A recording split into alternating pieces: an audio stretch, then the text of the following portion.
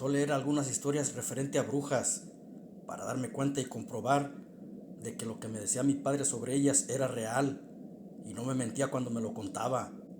A continuación se lo voy a contar tal y como él lo hizo conmigo. Mi nombre es María Benítez.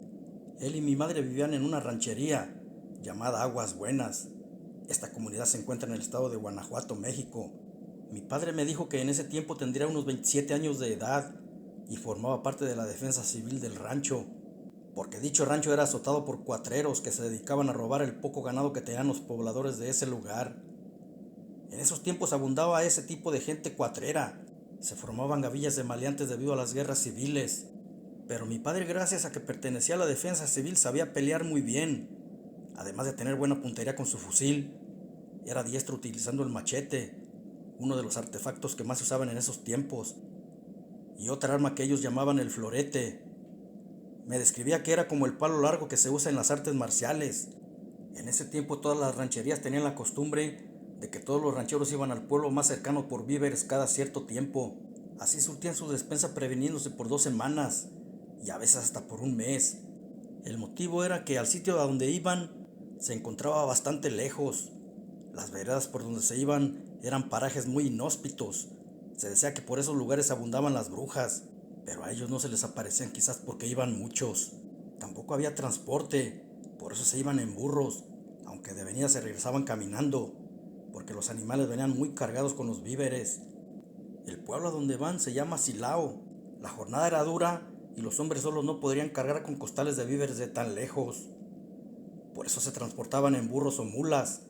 Mi padre por lo regular traía mercancía para 2 semanas, pero esta vez pensaba traer para 3 semanas. Haciéndolo de esa manera, ya no iría tan seguido. En Silao solo había una tienda grande y era donde todos llegaban a surtir sus provisiones. Aquel día se pusieron de acuerdo los pueblerinos, junto con mi padre, para salir muy temprano rumbo a dicho poblado, y a eso de las 4 de la mañana agarraron camino rumbo a Silao. De vez en cuando los rebuznidos de los burros rompían aquel silencio sepulcral de la madrugada. Su jornal duraría algunas 6 horas, puesto que la brecha era un tanto escabrosa y además los burros no caminaban tan aprisa como un caballo. Serían como las 11 del día cuando llegaron, y antes de ir a la tienda entraron a una cantina para tomarse unas cervezas. También les dieron de beber agua a los burros y los dejaron descansar un rato mientras pastaban en las orillas del pueblo. Cuando creyeron que ya debían irse, fueron a la tienda por la despensa. Ya que se surtieron, optaron por regresar al rancho, pero como mi padre estaba a gusto, decidió quedarse otro rato para ver un partido de béisbol. Por lo regular siempre se quedaba y se le hacía tarde para regresar al rancho.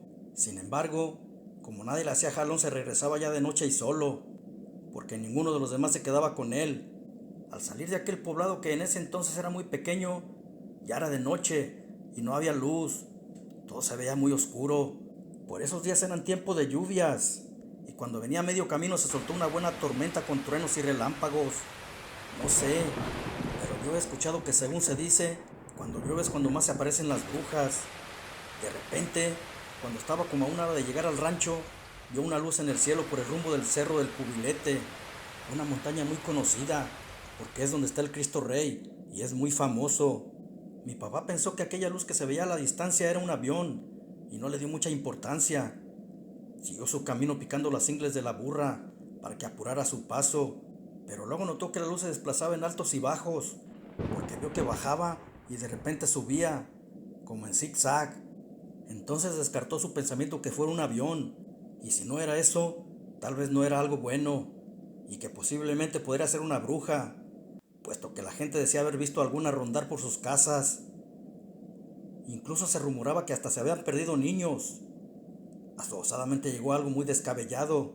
Pensaba en atraparla, para tratar de hacerla decir en dónde estaban los niños que se llevaban. Sabía cómo hacerlo. Sus abuelos lo habían enseñado cómo tumbarlas en pleno vuelo.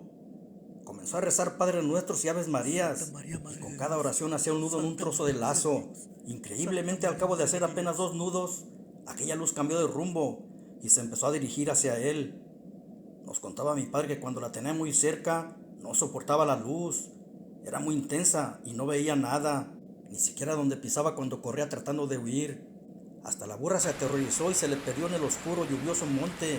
Aquel tenebroso evento la había asustado y salió huyendo a toda carrera. Él daba tumbos como si estuviera borracho y se caía entre los cactus, pero rápido se levantaba cubriendo sus ojos con las manos de aquella misteriosa y cegadora luz. En un momento dado se posó a unos cuantos metros de él. Dijo que le dio mucho miedo y sentía que los pelos de la nuca se le paraban por el terror que le causaba aquello. Ya ni siquiera rezaba, solamente deseaba que esa cosa se alejara por donde había venido.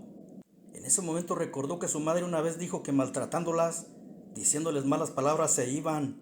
Ya se podrán imaginar la letanía de ofensas que salían de la boca de mi padre.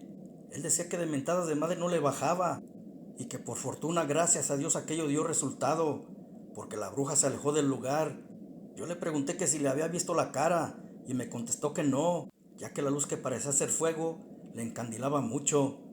Sin embargo, a pesar de que la tenía muy cerca, no le quemaba, y lo único que vio fue como la forma de dos piernas humanas en el aire, pero que también había sentido como aleteos de un pájaro grande. La verdad era algo increíble todo lo que nos estaba contando. Yo, un poco incrédula, con dudas, le dije que él había inventado esa historia. No obstante, él hizo la señal de la cruz con la mano y la besó. Recuerdo muy bien que dijo estas palabras: por esta que no miento y digo la verdad. Lo decía al mismo tiempo que besaba su mano en modo de cruz. Lo juro por Dice que no esta. recuerda bien cómo llegó a su Todo fue casa real. y sin los víveres, pero que a la mañana siguiente muy temprano se fue al monte a buscar a su burra, porque traía los alimentos y alguien se los podría robar. Para entonces se había regado como pólvora una noticia en todo el rancho, que a un niño de una prima de mi mamá se lo chupó una bruja. Había amanecido muerto sin sangre en el cuerpo. Fue cuando mi papá cayó en cuenta de que la luz que se le apareció por la noche era quien se lo había chupado, y que él se escapó de milagro por la maltratada que le dio. También pensó que de haber seguido rezando y haciendo nudos, tal vez si la hubiese tumbado y no haya sucedido nada de lo del niño. Pero el miedo no lo dejó seguir. Mi padre era muy osado y valiente, no le temía nada, pero esa vez se le apachurraron. Era un hombre sin miedo, de armas tomar.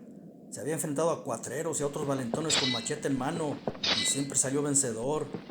Sin embargo, nos contaba que eso sí le había dado mucho miedo. Decía que se le enchinaba todo el cuerpo y sentía que se le jalaban los pelos de la nuca. Oí varias ocasiones contar a mi padre este relato y siempre lo contaba igual, por lo que ahora creo que no eran inventos de él. Mi padre se llamaba Jesús Benítez Salazar, nació en 1915 y falleció en 1972.